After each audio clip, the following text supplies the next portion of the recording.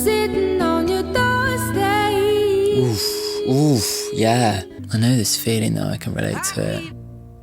It's just such a beautiful song. Hello, welcome to this video. My name's Dan, aka Lucent. I'm a music producer and songwriter. And today, forgive me, I'm actually gonna react to 19 by Adele for the first time. Can't believe I haven't heard it. Let's go. I'm sorry. I've been a big Adele fan since the album 21. Like, that was a massive, massive thing for me. And I look back and I kind of think, like, why did I never actually listen to 19? I don't really know why. I mean, I didn't have Spotify at the time, but still, I feel like why didn't I buy the CD? Do you know what I mean? And then with 30 coming out last week, check out my reaction, I thought, this is ridiculous. I need to actually listen to this and see where it all began. Obviously, I know a few of the songs. I know, like, Chasing Pavements and Hometown Glory and Make You Feel My Love. I don't think I've heard much of the rest of it. So, yeah, you're going to get my first reaction, like, however many years later. Yeah. But before we get started, if you haven't subscribed already, then make sure to do so. I do weekly videos every single Friday, and sometimes I do them on Tuesdays as well. Reactions, opinions, music, all that kind of stuff. So if you like all that, then make sure to subscribe. And if you like this video, then make sure to like it with the like button. Woohoo! Without further ado, let's get on to it. Am I gonna cry? Probably. So, this is song number 1. This is Daydreamer. Ooh, I like that, yeah. Sitting on the sea. She sounds young, didn't she? Feeling up his girl, I felt before. That's kind of cute and sweet, and yeah, I like that, yeah. About this guy that she's obviously in love with, right? Looks good when he walks his He could change the world with his hands behind his back. Oh, he could change the world with the hands behind his back. Oh, really gushing over this guy. Sitting on your doorstep. Oof, yeah. God, her vocals. From the beginning, huh?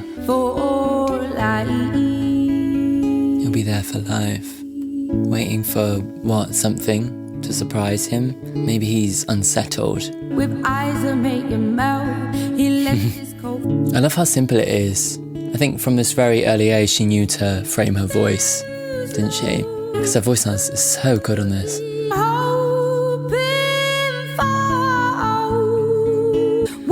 She really knows how to write a melody that has so much emotion in it, even from the first song on the first album, you know.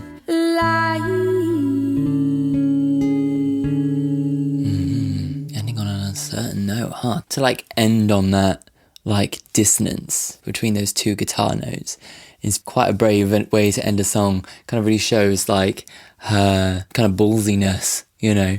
She doesn't really care. Although it's quite a romantic song and she really paints this picture, I think that kind of belies the kind of hidden meaning of it, which I think is going through the motions, but always having his head in the clouds and not actually being down to earth with her, maybe. He won't ever be satisfied because he's going to be sat waiting for that surprise for life. He's never going to be satisfied with his life as it is right now. Like, even from this first song, she's showing such beautiful attention to melody and lyric, and really not afraid to frame her really unique voice with a real simple arrangement, you know. Yeah, so I had a little look at the lyrics because I missed a few of them in the middle, but it seems to be there's no way I could describe him. What I've said is just what I'm hoping for. So it's like she's actually kind of describing what she wants from a romance, but actually like this person doesn't really exist, and maybe she's the daydreamer because she's imagining him the whole time. Maybe the person she's with, it doesn't actually match up to what she wants. Let's go on to the next song. Song number 2. This is Best for Last.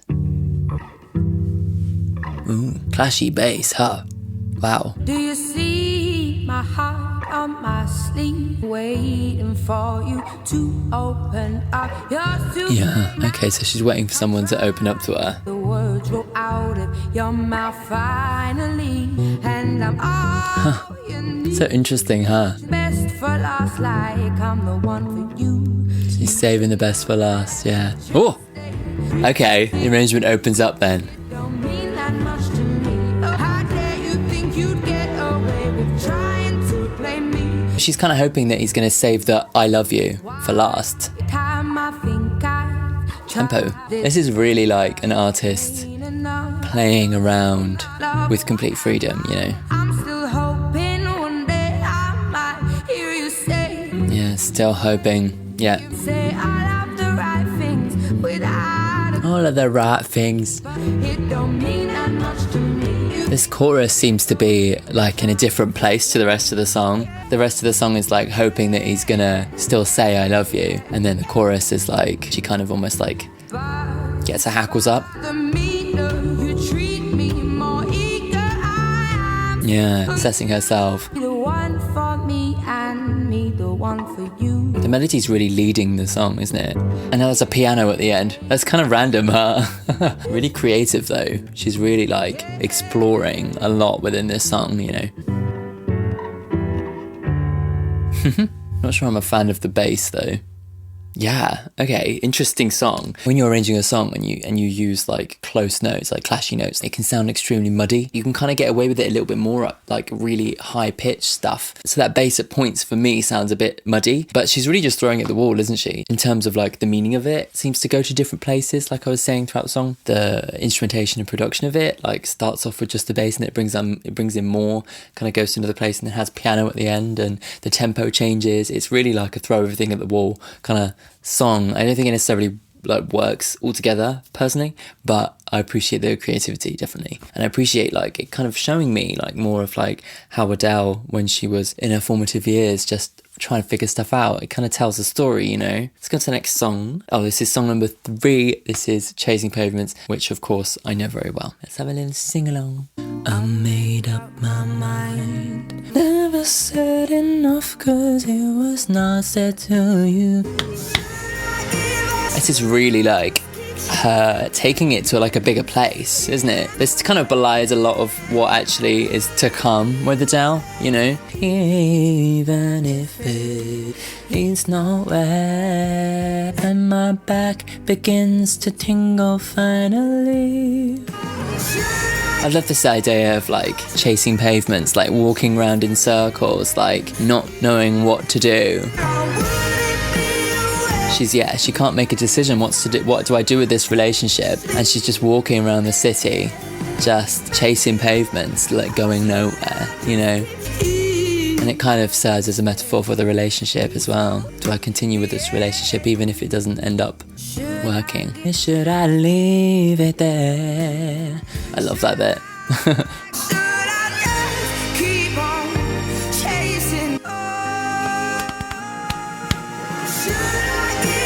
Should I just keep chasing pavements? Leads nowhere. She doesn't ever come to a conclusion, does she? Classic. Yeah, I love that song. This is more of where Adele goes in the future.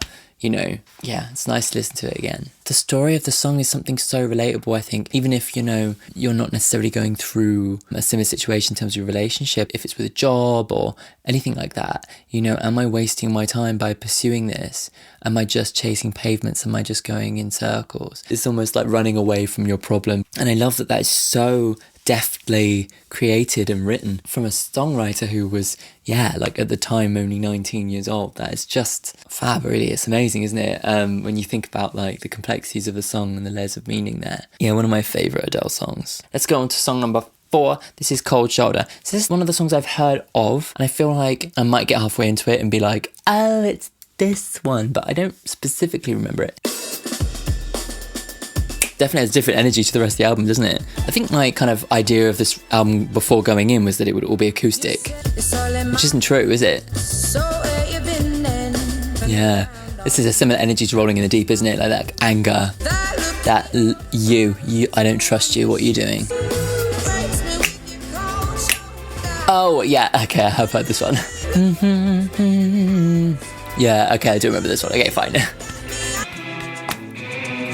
I love the production of this. It's quite kind of... there's lots of stuff going on. And then it kind of settles into this groove. Yeah. You shower me with words made of knives. Ooh, don't remember this bit. Remember the chorus. You grace me with your cold shoulder. It's good, isn't it? As if I should be reverent of you. Oof. So somebody else involved, huh? And now, like, yeah, maybe he's moved on to someone else and he's giving her the cold shoulder and she's like, oh, f*** you. Yeah, right from the beginning, she was not afraid to write angry, passionate songs, was she? And I think that was dialed up to 11 on 21. The chorus is such a well-written thing, isn't it? You stand with your cold shoulder. It's kind of simple, but it works really well. It's a memorable hook. Yeah, and again, like another example of her not being afraid to really mix it up throughout the songs. Like she does hold on to that. She has held on to that throughout her albums.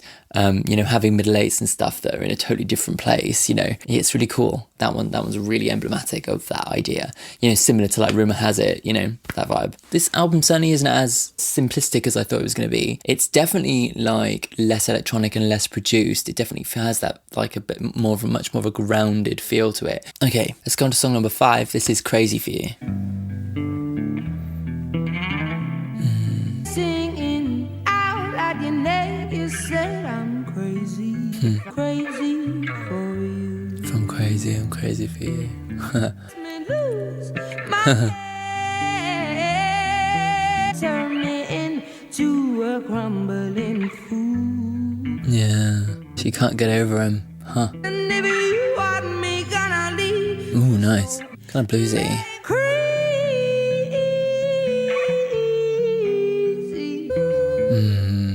She knows how to find that vowel, doesn't she? And really like resonate through it. She's such a brilliant singer. Send me spinning closer to you. It sounds like she's kind of like in her head and these thoughts are going round in circles, you know? Strips me down bare and I know this feeling though, I can relate to it. crazy I turn. I love this like using the word crazy in different ways, you know? I'm too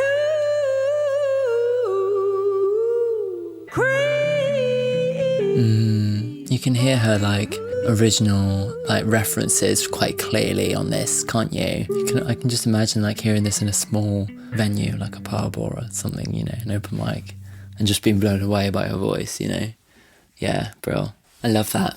Yeah, really beautifully sung. And I love the kind of like witty way in which she's used the word crazy in different ways throughout the song. And again, musically she goes to kind of like maybe a bluesy place, but like doesn't sit on that. She then moves, like melodically, she moves along swiftly, you know, and very stripped back and really focuses on her voice, which is so beautiful there. Yeah. And in terms of her influences, I think that like listening to 30, like a lot at the moment, you can still draw those parallels of where she came from, you know, this focus on melody. It gives me this sense of like being in a jazz bar. I mentioned Etta James a lot last week, and I think that beautiful old soul jazz voice seems to be a really big influence for her, and you can still hear it on her new stuff, but it's so clear as day, isn't it, in that song? Let's go on to the next one. This is song number 6. This is Melt My Heart to Stone. Right under my feet, pulls me down and turns me weak for you. Myself repeating like a broken tune.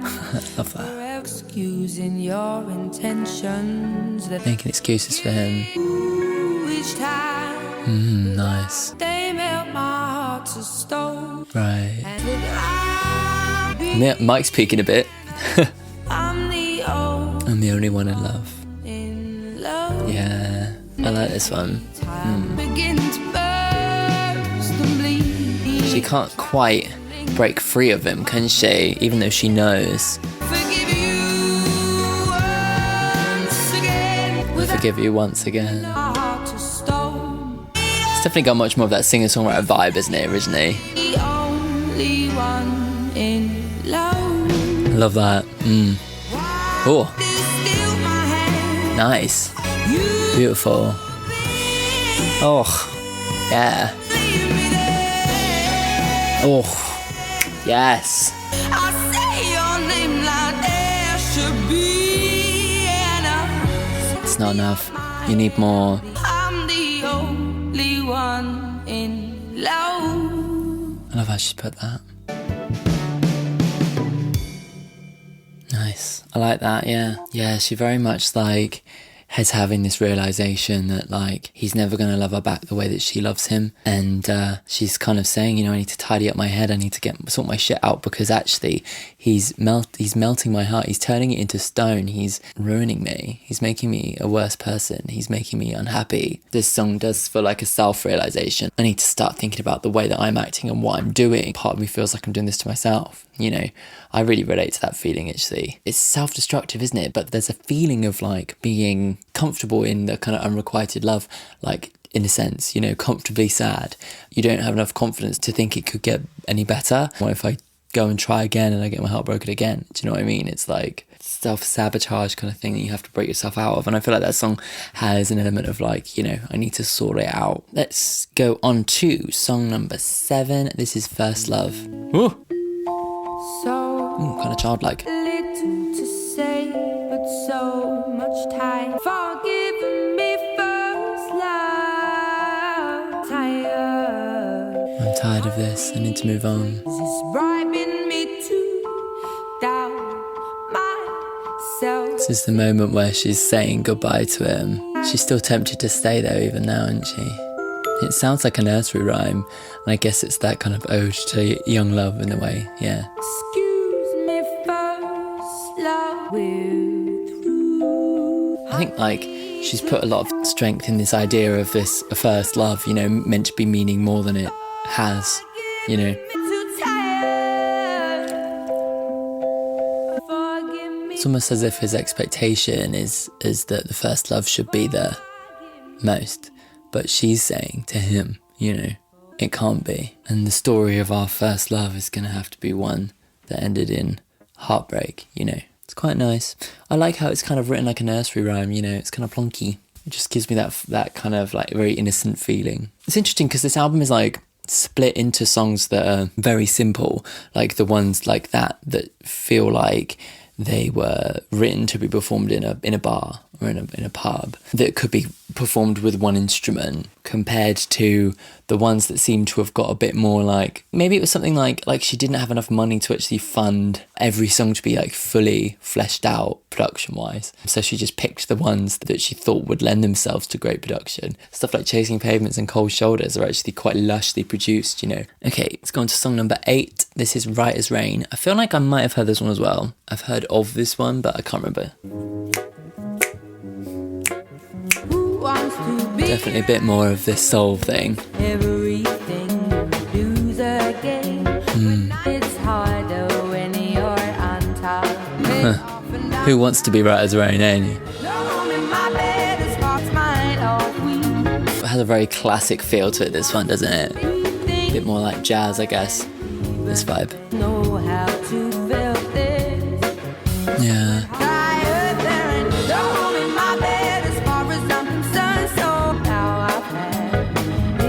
Yeah, I've had enough of you. Again, like I'm moving on. Yeah. I give up on this endless game. Yeah. I chose to be alone. Yeah. Yeah. It's kind of talk about pressure as well, isn't it? I'd rather not live with the pressure of things having to be perfect, you know.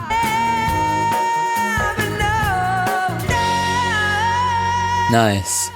Classic Adele woes at the end there. Yeah, it kind of feels as if maybe the guy's come back to her and is expecting her to take him back, and she's like, wipe that smile off your face. As far as I'm concerned, there is no space for you on my bed. I'm being independent. I'm being, you know, I'm moving on. Like, I don't want to make up and make things right as rain, because actually, like, I'd rather be on my own and risk my life not being perfect than continue with you, you know? Wow. I might just sum that up quite quickly, huh? I like that though. It kind of, has a bit more of a classic. That's like kind of jazz reference, isn't it? It's the idea you set up this like round, the instruments have a round that they kind of go through, and somebody's almost like improvising over the top. That's the kind of feel that song like takes from jazz, right? Hearing all of her initial inspirations from such an early age, it's kind of, it's given me a bit more of a understanding of where she's come from, you know, a bit more of a rounding out of her as an artist, I think. And there is no one to dry your tears. Next is Make You Feel My Love, which of course I have heard before. I've actually heard her sing it live, and I've seen Bob Dylan sing it live as well. Just saying. But yeah, let's listen to it again now. Again, have a little sing along. I love the chord progression of this song. When the rain is blowing in your face And the whole world is on your case, I could offer you a warm embrace to make you feel my love. Yeah, artists like Bob Dylan and Billy Joel use chord progressions like this quite a lot. They tend to like move it into really satisfying places using, I'm guessing, secondary dominants and things like that to make it kind of sound unique but entirely so satisfying, you know. I've known it from the moment that we met to make you feel my love. Yeah, it fits really nicely into her album though, doesn't it? Kind of this like epic romance that she's had to let go. And she just performs it so wonderfully. One of those songs where the cover kind of outpaces the original, you know?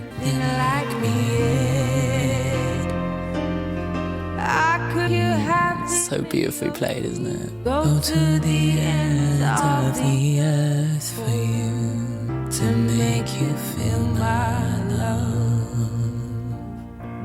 To make you feel my love. It's just such a beautiful song. Classic now at this point is iconic, you know. And she just like lends such a beautiful, soulful, passionate and melancholy energy to those lyrics and turns it into her own thing. And it feels like, yes, she's relating to her own experience to it, and it kind of feels like maybe that's why she picked that as a cover, because it tells a story of someone who is doing everything to try and make this other person feel their love. And I think on the surface it might come across to a lot of people as a very romantic song, and it is, but it's an unrequited love song, you know. It's this kind of, it's so sad, but you can feel the warmth and the love in the music despite the melancholy and the sadness, almost like this romance that's fated to not work. And it balances those two feelings, the deep love and the sadness and regret, like so perfectly. It's just wonderful, isn't it? Wonderful. Let's go on to song number 10. This is My Same. Ooh. Ooh. She loves these fun backing vocal moments, doesn't she? She's still doing it. I think you stop and sip, you're always softening. Nice. I know you love my sit on chairs and you prefer the floor. Yeah, we don't match up. I love how she plays around with these vowels, you know. Yeah, I think more than anything this album is really playful. Rather than just going, then we do, she goes, then we do, kind of turns it into a ad lib, you know, it's cool. Just, well, it's almost scatting really, isn't it? It's very jazz. Nice.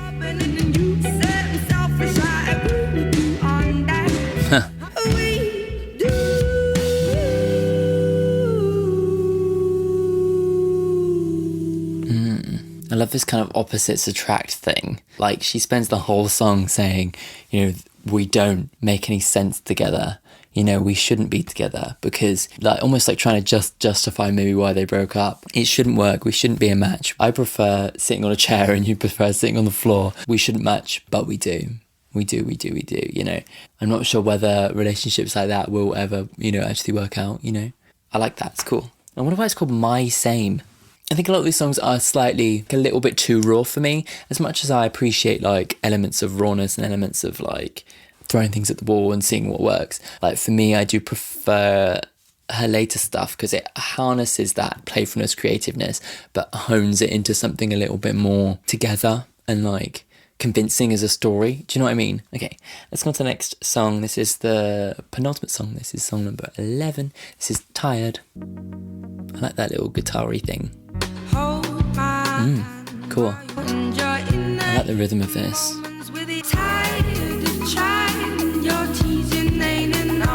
This song's almost like has a synth element to it, doesn't it? Which is a bit weird. Doesn't really fit. When I don't get nothing back, but Yeah. I get closer, you obviously prefer her. I'm tired, She's kind of over it. She just wants to move on now. I'm tired. Ooh. Oh. What's going on now? Ooh. Love that. Amazing change in tempo, huh? Really adds a level of drama. No, it's gone back. Yeah, I love that actually. That's such a beautiful kind of interlude in the middle of a song. Yeah, what's the point? I like the kind of string interludes in this. Nice. Oof. Strange, huh? That's an interesting song. It sounds like halfway between a guitar and a synth, but it definitely has an electronic feel to it in the panning and the kind of frenetic energy of it, which doesn't fit with the rest of the album at all. There's not been one synth on the whole thing, you know, so it's a bit weird. But I do love like where she took, like right in the middle of the song, changed the tempo completely, brought in all these strings and really gave it an element of like drama. Just gave that story an extra level of depth by taking it to a different place like that felt like more heavy. I don't know, it sounds like a very frenetic song to be singing like I'm tired over the top. It's a bit random, you know. But there you go. Before we go on to the final song, if you got this far and you haven't subscribed, then what is going on? You got to do it. Make sure to subscribe to the channel and make sure to like this video as well. That'll help it in the rankings. Cool. Okay, let's go on to the last song. I think we all know what it is. Obviously, I've heard this one before, but yeah, let's have another little sing along. Rediscover it together.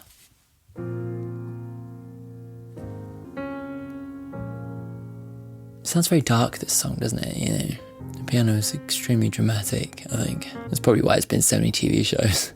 I love this, like, as an opening piano ballad for the final song. It just gives it so much of a feeling of a finale. And here's the classic piano that we all know. Love that. I've been walking in the same way. Is there anyone I could call? No, and thank you, please, madame. I ain't lost, just wondering. I'm not lost, just wondering. I love that.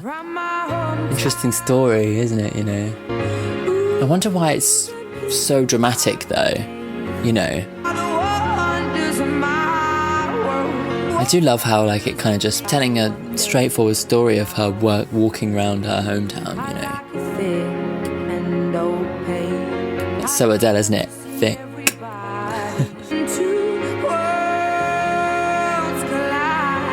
Beautiful. Celebrating that, like, people are different, you know? More of this jazz, isn't it? You know, scatting. Makes me wonder why she pairs this story with this piano, though, because it does feel like a celebration. But the piano is really heavy.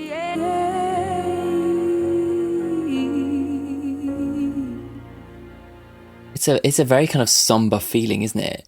And maybe, I don't know, maybe she's trying to kind of like talk about how she misses home. I don't know. Like, maybe it is a feeling of homesickness. Maybe that's why the piano is so sad. And for her to have written at such a young age and kind of, she's celebrating so many things about culture in her hometown that are very complex, you know. It all comes together in her hometown and she loves that. Cool. Well, that's the end of the album, isn't it? You know, I think, like, I'm really glad I went back and listened to it because it's so much closer to her inspiration. You know, I feel like as an artist progresses and develops, I feel like their initial inspirations obviously still there, but less obvious. And I think that this really does tell me more of where Adele comes from as an artist, and her origins is less to do with this idea of like her being this massive ballad singer and more of her like playfulness, her jazz kind of influences and real creativity and wit. So it's nice to really get like more of a full idea of who she is as an artist, and I think I'll listen to her newer stuff with greater appreciation now, feeling like I know who she is a bit more. Yeah, make sure to let me know what you think of the album. You can tell that it's a first album. Like, the production is often quite limited and doesn't always work, but I can really appreciate like how, as an artist at young age, she was doing stuff that was creative and different, you know. What's your favourite song on the album? I think mine was probably still like Chasing Pavements. I just think that's that's a beautiful song. Before we finish the video, let's choose a song of the week. So for my song of the week this week, I'm choosing Sam Smith, something from their first album, In the Lonely Hour. So the song I'm going to choose is I've Told You Now. A lot of people compared Sam to Adele when they first came out with songs, and there's definitely a similarity. But what Sam does so well is bring it to a place that's quieter, more intimate, and like very deeply painful. Like this whole album was such an important one for me when I was that age, because I was going through something very similar, and it just sums up the feeling, this unrequited love. You know, Sam's been like walking in the heat all day with no water, been like, you know, going through life, going through the motions without actually having the reciprocal love that they crave and that they want and that they see around. And that's because Sam's putting their love into somebody who can't reciprocate, and the anger kind of then boils up, and in the heat of the moment Sam says, you know, why do you think I've been around here all this time?